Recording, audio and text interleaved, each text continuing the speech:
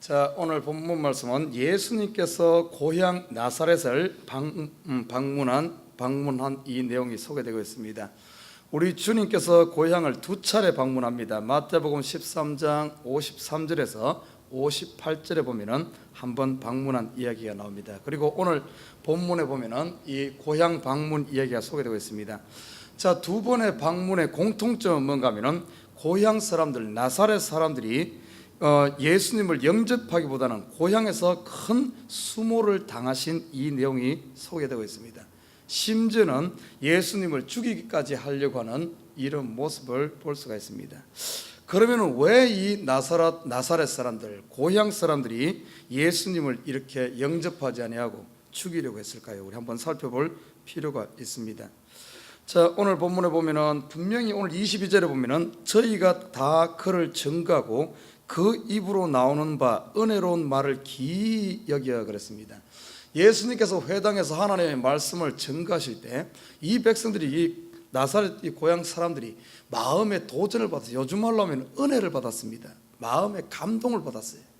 마음의 감동을 받고 은혜를 받으면 오히려 하나님을 찬양하고 예수님을 영접해야 하는데 정반대의 현상이 나타나는 것을 보게 됩니다. 그 이유는 첫 번째, 하나님을 하나님의 아들로 보지 않고 예수님을 하나님의 아들로 보기보다는 요셉의 아들, 인간의 눈으로 봤다는 사실입니다. 믿음으로 받아들이는 것이 아니라 육신의 눈으로 바라봤다는 거예요. 자, 이 말씀은 다른 말로 표현한다면 하나님의 말씀을 들었을 때 은혜는 받았는데 그 말씀이 가슴으로 들어가지 않고 삶으로 이어지지 않다 보니까, 마음을 열지를 않다 보니까, 우리가 뭔가 지식으로 이 말씀을 받다 보니까 이런 현상이 생깁니다. 자, 이 나사렛 사람들의 이 이야기는 단순히 예수님 고향 동네 사람들의 이야기 끝나지 않아요. 뒤에 보면, 나중에 가면은 유대인들이 똑같은 현상이 일어납니다. 하나님 예수님께서 말씀 전할 때 그 말씀이 능력 있는 자와 같고 뭔가 다른 사람과 다르다는 사실을 압니다. 그리고 그들 속에 감동도 받습니다. 은혜도 받습니다. 그러나 그들이 어떤가 하면은 자기 마음문을 열지 않아요. 다시 말해 자기들이 가지고 있는 이 선입견이랄까요? 기득권이랄까요? 아니면 나는 하나님을 안다는 이 자체를 내려놓지 않아. 신앙을 하는데 순수해져야 되는데 순수해지지 않고 어떻게 보면은 자기 자신의 어떤 이 장벽을 가지고 있다 보니까 오늘 본문에서 그 이야기가 나옵니다. 이들이 은혜는 받았는데 그걸 영접하지 않고 오히려 그러다 보니까 반대 현상이 나타납니다. 자, 이 이야기는 당시 유대인들뿐만 아니라 이 시대도 똑같다. 우리가 신앙생활 오래 하면 오래 할수록 자칫 잘못하다 보면은 이런 어떤 나사렛 동네 사람들과 같이 나는 내가 아는데, 내가 저 요셉의 아들 예수를 아는데 하며 이렇게 어떻게 보면 배척할 수가 있다는 사실입니다. 하나님의 말씀을 들었을 때 내 마음에 찔림이 있다든지 아니면 어떤 내 자신을 고쳐야 되는 이런 일이 있으면 과감히 그 앞에서 고쳐야 되는데 그러지 않고 어떤가 하면은 나도 알아, 나도 그 이야기 들었어 하면서, 아니면은 아이고 나들라고 하는 소리네 하면서 어떤 이런 자기 방어막을 치는 순간 어떤가 하면 예수님의 말씀에 대해서 그게 대적하게 되는 이런 모습들을 볼 수가 있습니다. 알려면 확실히 알아야 되는데 확실히 알지 못하고 어설프게 아는 것. 옛날에 우리 경상도 말에 그런 말이 있어요. 썬대쟁이 사람 잡는다, 이런 말이 있어요. 이 알긴 한데 어설프게 아는 것이 이거 사람 잡는 거예요. 이거. 알지도 못하면서 아는 척하면서 믿음도 없으면서 믿음 있는 척하면서 어떻게 보면 전부 이러는 것. 이 유대인들 오늘 보시면 이 갈릴리 사람들 예수님을 알긴 알아. 요셉의 아들로만 어릴 때부터 자라오고 그렇게 하니까, 그러나 그 속에 하나님의 아들인 것은 그건 보지 못한 거예요. 믿음의 눈이 아니고서는 예수님을 어떻게 알아보겠습니까? 우리와 똑같이 보이지 뭐. 그러다 보니까 어설프게 알다 보니까 오늘 생명의 주가 자기에게 왔음에도 불구하고 오늘 그것을 오히려 배척하면서 예수님을 죽으려고 하는 이 안타까움을 볼 수가 있습니다. 자, 두 번째는 오늘 왜 이 사람들이 이 예수님을 이렇게 죽이려고 했는가? 두 번째는 말씀의 능력보다는 이 사람들이 이적의 능력을 더 추구했습니다. 이 사람들 생각이 이 자체가 뭔가 보이는 이적을 추구했어요. 그래서 유대인들의 특징이 그렇습니다. 사도 바울은 나중에 로마서에서, 고린도서입니까 로마서에 거기 그러잖아요. 유대인들은 뭘 추구하는가 하면 이적을 추구하는 거예요. 이적. 기적이 보여지지 않으면 믿으려고 안 해. 그런데 묘합니다. 출애굽기를 쭉 살펴보고 이스라엘 역사를 살펴보면은 기적이 일어났으면 그걸 하나님, 어떻게 기적이란 것은 하나님의 살아계심의 정표로 보여주는 어떤 표적이거든요. 그런데 한번 봐요. 이스라엘 백성들 출애굽할 때 보면은 애굽에서 10가지 재앙을 통해 하나님의 살아계심을 체험했습니다. 그러나 그들이 출애굽에서 홍해 앞에 딱 부딪히니까 어땠습니까? 또 이적 보여달라는 거예요. 기적 보여달라는 거예요. 하나님을 신뢰하고 하나님을 믿는 것이 아니라 또 불평하면서, 그래서 홍해를 가르는 기적을 보여줬습니다. 그러면 하나님 믿을 만한데 그러잖아요. 홍해 건너고 나니까 물이 없으니까 또 불평하는 거예요. 하나님을 뭐, 기적은 아무리 행한다 할지라도 기적 끝나고 나면은 또 기적을 바래. 기적이라는 것은 하나님께서 구약에 쭉 보면은 하나님께서 기적을 보여준 이유는 하나님을 보여주기 위해인데 하나님을 보질 않아요. 하나님을 보는 것이 아니라 기적만 보는 거예요. 기적만. 그래서 나중에 예수님께서 보리떡 5개와 물고기 2마리를 가지고 5,000명을 먹인 이후에 또 이 사람들이 뭐라는 거면 예수님 앞에서 예수님을 믿는 것이 아니라 또 기적 보여달라는 거예요. 그때 예수님이 뭐라 그랬습니까? 너희가 나를 따라다니는 것이 하나님의 아들이기 때문에, 말씀 때문에, 믿음 때문에 따라다니는 것이 아니라, 영생을 추구해서 따라다니는 것이 아니라 떡 얻어먹기 위해서 따라다니는구나. 여러분, 이 시대에 우리가 조심해야 됩니다. 이 신앙, 눈에 보이는 어떤 현상, 그 당시에 유대인들이 기적을 쫓았다면 지금 이 시대 수많은 사람들이 이 시대의 기적을 쫓아서 신앙을 해. 그게 뭔 줄 압니까? 축복이에요. 축복. 눈에 보이는 돈 때문에, 눈에 보이는 건강 때문에, 눈에 보이는 뭔가를 추구하게 되면은, 돈이 없을 땐 돈 벌고 나면은 하나님 살아계시다 그래. 그 돈 떨어져 봐. 그러면 또 잊어버리는 거야. 하나님 잊어버리고 또 돈을 추구하는 겁니다. 건강도 똑같아요. 목적이 그것이 되면 안 됩니다. 하나님께서 이적을 보여주고 우리에게 복을 주시는 이유는 하나님이 살아계심을 보여주기 위한, 하나님을 증거하는 것인데, 이것은 보지 못하고 결국엔 눈에 보이는 것 추구하는. 그래서 오늘 보십시오. 23절에 보면 예수님께서 말씀합니다. 예수께서 저희에게 이르시되 너희가 반드시 의원아 너를 고치라는 속담을 인정하여 내게 말하기를 우리의 들은 바 가버나움에서 행한 일을 내 고향 여기서도 행하라 하리라. 지금 이 나사렛 백성들이었던가 하면 나사렛 동네 사람들이 예수님이 가버나움에서 기적을 행했습니다. 그러니까 그 소문이 나사렛에서 이 동네 사람들 들린 거예요. 그래서 신기하죠. 그 어디서 기적을 행했다더라. 그러니까 예수님 고향 또 오니까 이 사람들의 관심이 어디 있는가 하면은 예수님 한번 기적 한번 행해봐라.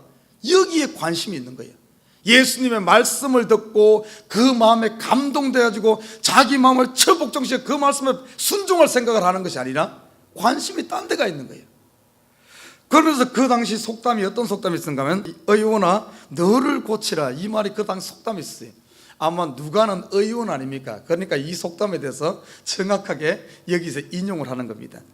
의원아 너를 고치라. 이 말은 뭔 말인가 하면 그 당시 속담인데, 남을 돕고자 하는 사람은 먼저 제 자신부터 돕는 것이 이 바른 순서다, 이런 의미로 의원아 너를 고치라. 그러니까 이 말은 다른 말로 하면 이 사람들이, 이 나사렛 고향 사람들이 예수님이 어떻게 보면은 가버나움에서 행한 이 기적 소식을 듣고 하는 말이 뭔가 하면은, 야 거기서 남의 그가 살 것이 아니라 여기서 우리에게 먼저 가버나움, 나사렛 동네 여기서부터 한번 우리 앞에 기적을 행해봐라. 한번 능력을 행해봐라. 어떤 믿음을 가지고 바라보는 것이 아니라 한번 이런 관망의 자세, 신앙생활 하는데 이건 무섭습니다. 이 시대도 보면은 교회 와가지고, 교회에 오면 교회에 소속이 돼야 돼. 내가 그 교회에 소속이 되고 이 교회가 나의 교회가 되고 하나님의 말씀이 떨어질 때 그 말씀이 나의 말씀이 돼야 되는데, 딱 뒤에서 앉아서 한 발 딱 꼬고 이렇게 관망하는 자세로 목사님 설교해봐, 한번 해봐라, 한번 해봐라. 교회 와서도 뭔가 이렇게 한 발 빼고 있는 이 자세, 이 가버나움 사람들이 뭡니까? 이 나사렛 사람들이 그랬어요. 한번 우리 앞에서 한번 기적 한번 해봐라. 기적 행한다고 해서 그 사람들이 믿느냐? 그러지 않아요. 기적 행하면 잠시 절구하지만 또 기적 해봐라, 또 기적 해봐라. 여러분, 신앙은 이렇게 하면 안 됩니다. 신앙은 단 하루를 하더라도, 단 한순간을 하더라도 하나님의 말씀은 반드시 누구들을 가는 거 아니에요. 하나님의 말씀은 나에게 하는 말씀으로 받아야 될 줄 믿습니다. 그리고 세 번째는 왜 이들이 이렇게 안 했는가? 참 안타까운 사실은 이런 어떤 마음의 감동이 오고 도전이 오면은 회개하고, 어떻게 보면 자기 자신을 내려놓고 회개하고 그 말씀 앞에 자기를 깨뜨려야 되는데, 회개하기보다는 오히려 어떤가 하면 이 나사렛 식구들은 혈기를 앞세웠어요. 그래서 오늘 본문에 보면은 24절 이후에 보면은 이들이 혈기를 앞세우고 예수님을 죽이려고 하는 이 모습을 보게 됩니다. 그때 예수님께서 어떤 말씀으로 이야기를 하는가 하면 두 가지 구약의 이야기를 들어서 이 나사렛 이 동네 사람들의 마음 상태를 확 드러냅니다. 오늘 본문은 25절부터 내가 참으로 너에게 이르노니 엘리야 시대에 하늘이 새해 6달을 닫히어 온 땅에 큰 흉년이 들었을 때 이스라엘에 많은 과부가 있을 때 엘리야가 그 중 한 사람에게도 보내심을 받지 않고 오직 시돈 땅에 있는 사렙다 과부에게 뿐이다, 이렇게 말하고 있어요. 엘리야 시대가 어떤 시대입니까? 북쪽 이스라엘 아합 왕 시대, 가장 이스라엘 역사 시대 중에 가장 암울했던 그 시대를 들어서 지금 이 나사렛 백성들, 예수님 당시를 비유로 이야기하고 있습니다. 그리고 또 한 사람을 이야기하는데 엘리사 시대, 엘리사 시대가 바로 그 시대입니다. 북쪽 이스라엘. 그래서 시대적으로 이 말은 다른 말로 표현하면 예수님께서 왜 이 이야기를 했는가 하면 지금 이 나사렛 백성들, 이 사람들의 마음 상태가 그 당시 북쪽 엘리야 시대, 아합 왕 시대, 우상을 숭배하던, 겉으로는 하나님 잘 믿는 것 같지만 너희 속을 들여다보면 너희가 하나님 믿는 것이 아니라 너희 마음이 완악해 있다는 것을 비유적으로 이야기한 겁니다. 그때 말씀하시기 뭐라고 하는가 하면 그 이스라엘에 많은 과부가 있으면은 이 엘리야 능력의 선지자가 왔음에도 불구하고 이 능력의 선지자가 이스라엘 가운데 역사를 행하지 않고 어디로 갔는가 하면 시돈 땅으로 가서 사렙다 지역에서 그곳에 있는 과부에게 은혜를 베풀고 그곳에 있는 기적을 행한 사실을 보게 됩니다. 엘리사도 똑같아요. 엘리사 시대도 보면은 이스라엘에 수많은 문둥병자가 있었지만 이스라엘 백성들은 치유하지 안 하고 오히려 아람의 나아만이라는 이 이방 사람이 치유된 것을 보게 됩니다.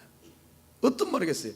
아무리 이 가운데 기적이 일어나고 이 가운데 하나님이 임하고 하나님의 아들 되는 예수가 오고 능력의 선지자 엘리야가 와 있다 할지라도 어떤가 하면은 마음을 열지 않고 준비하지 않고 내가 회개하지 않게 되면은, 내가 영접하지 않으면은 결국엔 아무 소용없다는 거예요. 오히려 저 이방에 가서 준비된 이방 사람들이 구원하는 이방 사람들, 오히려 준비되어 있는 사렙다 과부가 구원을 얻고 오히려 이방의 나아만이 구원을 얻는다는 거예요.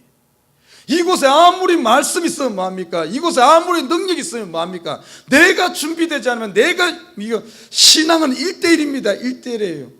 내가 마음을 열고 할 때 그 말씀이 나에게 임하고 능력이 임하는 것이지, 신앙은 그래서 뛰어드는 거예요. 그래서 보십시오. 믿음의 선진들 전부 보면 죽으면 죽으리라, 이러면 이러리라, 전부 결단하고 그곳에 뛰어들었을 때, 전부 내 마음을 열고 주여 나를 구원하시옵소서 회개하며 그 앞에 뛰어들었을 때 역사가 나는 것이지, 절대 내가 열지 않고서는, 내 마음을 열지 않고서는 하늘에 불이 임한다 할지라도 소용없는 거예요. 하늘에 불이 임해도 아무리 세상에 가장 능력 있는 사람이 와서 이곳에 역사한다 할지라도 내가 열지 않으면, 내가 마음을 열지 않으면 아무 소용이 없는 겁니다. 여러분, 오늘 오늘 나사렛에 있던 이 사건, 예수님께서 이 두 가지 엘리야와 엘리사 이 이야기를 한 것은 앞으로 이스라엘 백성들, 유대인들이 결국에는 예수님이 유대 땅에 와서 이스라엘에 와서 그 큰 기적을 행하고 이렇게 했지만 결국에는 유대인들이 복음을 받아들이지 않고 이 복음이 오히려 준비된 이방 사람들이 받을 거라는, 그거에 대한 이야기를 미리 이야기하는 거예요. 아니나 다를까 그렇게 가잖아요. 이 누가복음 보면은 앞에서부터 앞으로 일어날 일에 대해서 미리 다 이야기를 해줍니다. 마리아의 우리가 찬양을 통해서도 앞으로 예수님이 어떻게 될 것을 다 보여주고, 오늘 여기서도 다 나사렛 동네에서 있었던 이야기가 결국에는 이대로 가는 거예요. 다 보여주면서 하고 있습니다. 그러니까 이 사람들이, 나사렛 이 백성들이 회개하고 돌아온 것이 아니라 오히려 그들의 혈기가 차가지고 그들이 어떤 액션을 하는가 하면 예수님을 끌고 와서 죽이려고 합니다. 그 나사렛 동네가 형성된 거기에 낭떠러지가 있는데 거기 데려가 죽이려고 해요. 그 당시에 이 적결심판, 낭떠러지에서 밀어 죽이는 이거는 뭔가 하면 이 나라에 정치적인 반란죄를 지은 사람들, 내란죄를 일으킨 사람들, 이런 사람들은 적결심판을 했습니다. 그래서 낭떠러지에 밀어 예수님을 그렇게 합니다. 자기 자신이 자기들에게 찔림이 있으니까 오늘 예수님이 직접적으로 이야기하잖아요. 오늘 본문에 보면은 이 엘리야와 엘리사를 들어서 바로 이야기를 하잖아요. 바로 너희들 심령이 이랬다.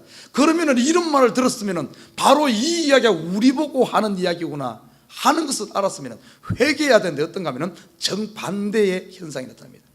나중에 가면은 바리새인들, 서기관들, 제사장들 예수님의 말씀을 듣고 찔림이 있을 때 전부 똑같이 그런 현상이 나타나. 그래서 결국에 예수님을 십자가에 못 박는 이런 현상들.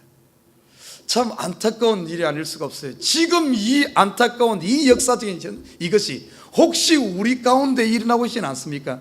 하나님의 말씀을 듣고 시험 든다든지 실질적으로 교회 가운데 많이 일어납니다. 하나님 말씀 듣고 나면은 시험 들어. 교회 시험 드는 이유가 다른 게 아니에요. 말씀 듣고 시험 들어. 왜? 마음에 찔리니까. 마음에 찔리는 것은 어떻게 보면 생명이 가장 가까운 거예요. 천국이 가까운 겁니다. 그 말씀에 찔림을 받았을 때 그것을 회개하고 돌아서게 되면 하나님의 품이 기다리고 있어. 생명이 기다리고 있고 축복이 기다리고 있는데 그 축복 문턱에서 어떻게 무너져. 문턱에서 오늘 예수님의 생명이 나사렛 동네에 와 있는데 이 문턱에서 자기에게 말씀에 찔림이 있었고 감동이 있었다는 것은 얼마나 좋은 기회입니까? 그럼에도 불구하고 마지막 자기의 문을 열려고 반대 현상으로 예수님을 죽이려고 하는 이런 모습. 사랑하는 우리 식구 여러분 혹시 말씀을 읽다가 찔림이 있습니까? 아니면은 때로는 이 설교뿐만이 아닙니다. 사람 사이에서도 때로는 하나님께서 우리 삶 가운데서도 우리에게 말씀을 합니다. 여러분 누군가와 부딪힙니까? 그 부딪힌다는 것은 이유가 있어요. 누군가와 내가 부딪힌다는 것은 그 지금 하나님이 사람을 통해 말씀하는 겁니다. 내가 누군가와 부딪혔다는 것은 내 속에 지금 뭔가 부딪힐 돌이 있다는 거예요. 내 속이 부드럽게 되면 얼마든지 부딪히지 않고 품는다든지 얼마든지 그게 됩니다. 그러나 인간관계에 뭔가 매이고 꼬인다는 것은 가는 데마다 부딪힌다는 것은 내 속을 보여주는 거울입니다. 지금 하나님께서 너 회개하라는 말씀이에요. 그런데 어떻습니까? 우리는 사람과 오히려 원수지고 그 사람을 피해버리고 미워하고 그 어떤 기회를 놓치는 거예요. 기회를. 내 속에 있는 돌을 끄집어낼 수 있는 살 수 있는 기회를 놓치는 겁니다. 우리에게 고난이 옵니까? 이것도 때로는 보면은 생명에 가까운 축복에 가까운 거예요. 그러나 우리는 그거에 대해서 좌절해버린다든지 이런 경우 얼마나 많습니까? 하나님은 성령으로 우리 마음의 감동으로 말씀하시고 그 소리를 못 들으면 말씀으로 귀에 들리게 하시고 그 소리를 못 들으면 사람이란 환경을 통해서 말씀해. 아무튼 저와 여러분 인생 가운데 오늘 이 뭔가 찔림이 있고 뭔가 부딪힘이 있다면 이것을 믿음으로 보시길 주님으로 부탁드립니다. 그래서 나를 돌아보면서 회개하고 내 마음을 열어서 생명을 얻어야 돼. 오늘 그것을 반발해서 이렇게 나오는 것은 안타까운 일입니다. 아무튼 오늘 하루 삶 가운데서 아마 분명히 주님은 말씀하시는 주님이기 때문에 분명히 여러분에게 말씀할 겁니다. 성령으로 말씀으로 환경 가운데 말씀하실 때 그 소리를 듣고 여러분 마음을 열고 회개하고 여러분 마음을 점검할 때 오늘 하루 삶도 주님의 영광이 드러날 뿐만 아니라 여러분의 믿음의 발걸음이 한 발 성숙하는 이런 일이 있을 줄 믿습니다. 아무튼 예민하게 오늘 하루 살아서 정말 하나님의 뜻을 순종하고 가는 하루 삶이 되길 주님을 부탁드립니다.